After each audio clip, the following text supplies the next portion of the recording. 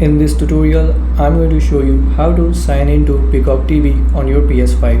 So make sure to watch till the end so you do not miss any important steps.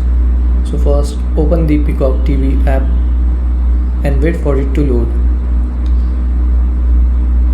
And after the app is loaded, go on sign in and press X. Now enter here your email address, and after entering email, go on continue and press X. Now enter here password, and if you want you can also use your phone to sign in.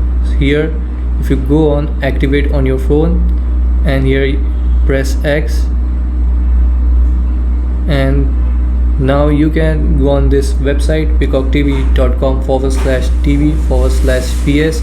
You can go here and enter this code and sign in, or you can also scan the QR code from your phone to sign in.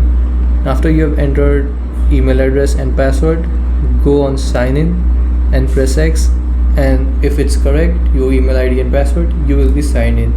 So I hope this information helped you out, and thanks for watching.